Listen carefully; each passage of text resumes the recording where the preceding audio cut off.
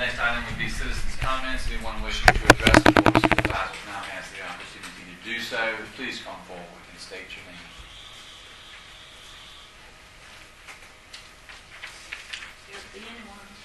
All right, moving on with item A and other matters, we have the Greensville County Code Section 15.2-2272.1, vacation of a plat for the Lee Hutchison Family Limited Partnership. Mr. Poe.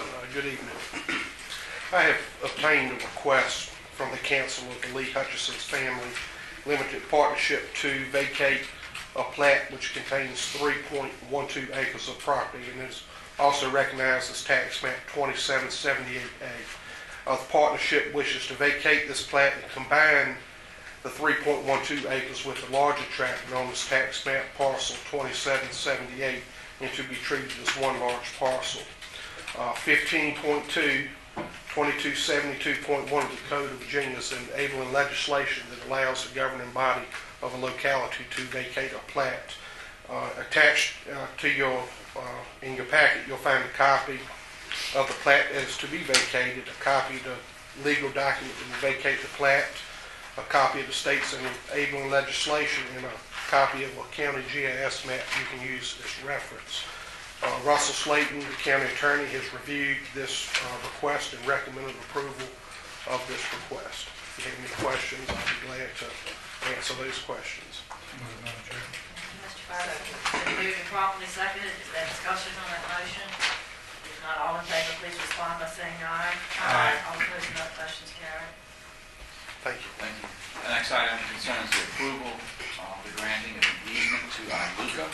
Mr. Owens.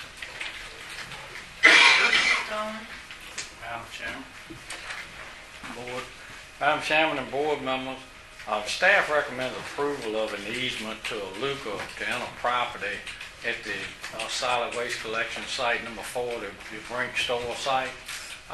If you're familiar with that area, Iluka still has an open pit that's adjacent to our property, and what they want to do, and I included in your agenda package a copy of the map of the area.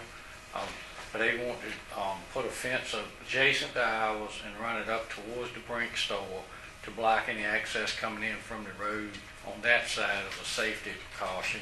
And then also at the back corner of the property, between the corner of our fence and what I call the wet weather ditch hedge road. It comes up and that blocks people from going around on the side and having access to that deep open pit. The Iluka attorney and the county attorney had reviewed the easement agreement, and the county attorney, Mr. Slayton, had recommended approval.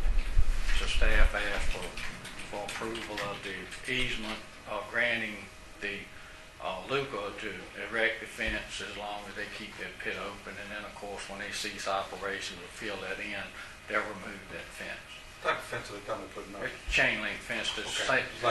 Same chain link fence like we have.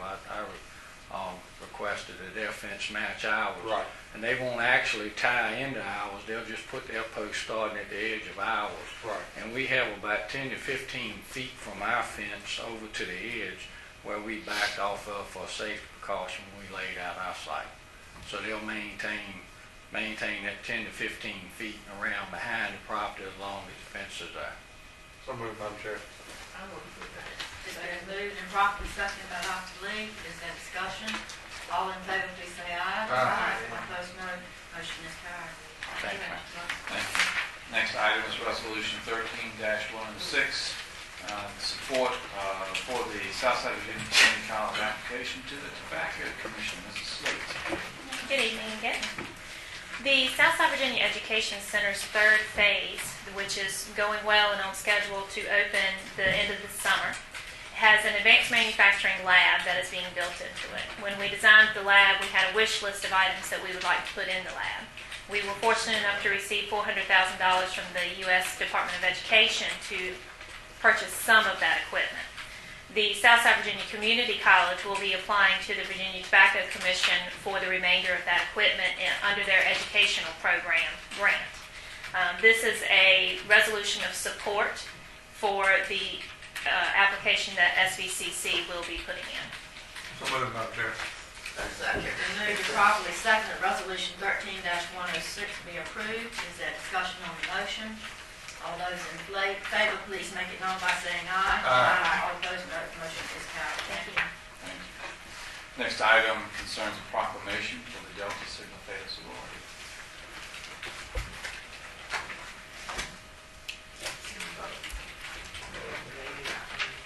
Can we come up, Madam Chairman? You can't. We can go back. Please do. Photo op. This is on the field. You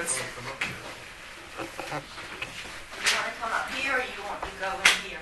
Whichever way. You want to? Female room. Yes, Mr. Mr. President. Yeah, yeah. Okay.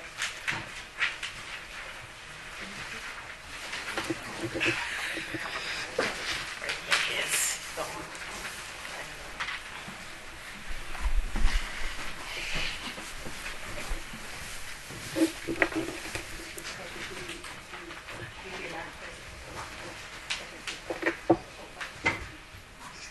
Joe wants to come up here?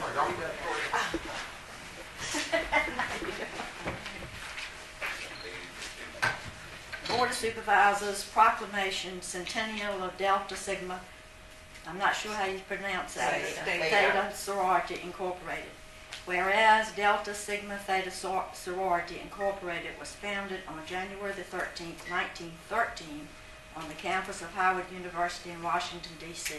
by 22 collegiate women. And whereas at the time of inception of Delta Sigma Theta Sorority, the main focus was scholastic achievement and community service by providing support to the underserved, educate and stimulate participation in the establishment of positive public policy, and to highlight issues and provide solutions to problems in our community. And whereas on March 13, 1913, the first initiative for the organization was to participate in the Women's Suffrage March down the streets of Pennsylvania Avenue in Washington, D.C., and to perpetuate that cause, all members of Delta Sigma Theta Sorority Incorporated must be registered voters prior to their membership.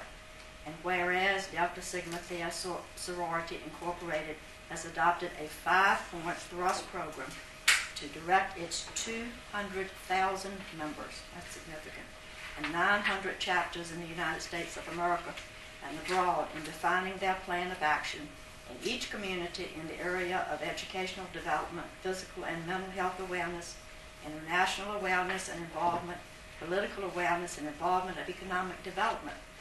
And whereas Lawrenceville Alumni Chapter of Delta Sigma Theta Sorority has maintained the legacy of this great organization by the presentation of scholarships to students in Greensville, Brunswick, and Mecklenburg County schools, St. Paul's College and Southside Community College establishing Delta Academy, and Delta Gems programs for young ladies, a cotillion biannually, public service projects and financial contributions to the fire department, the rescue squad, Department of Social Services, Relay for Life, and several youth initiatives. And therefore, I, Peggy R. Wiley, by virtue of the authority invested in me as chairman of the Board of Supervisors, do hereby proclaim February 19, 2013, the centennial of Delta Sigma Theta Sorority Incorporated and its contributions for the betterment of our communities and the world. Done this day, 19th day of February in year 2013, signed Peggy Wiley, Chairman, Board of Supervisors. That's quite significant, ladies. Thank you.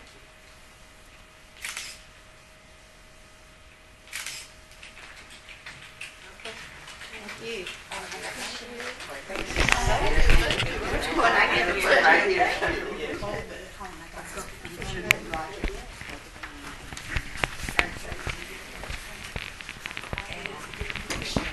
County for the last 12 months or so, and it is a water availability and supply agreement, which will entitle Greensville County and its Water and Sewer Authority to utilize up to 2 million gallons of water per day produced by the city of Emporia in support of the Mid-Atlantic Advanced Manufacturing Center. Entertain a motion that we approve the agreement with the city of Emporium.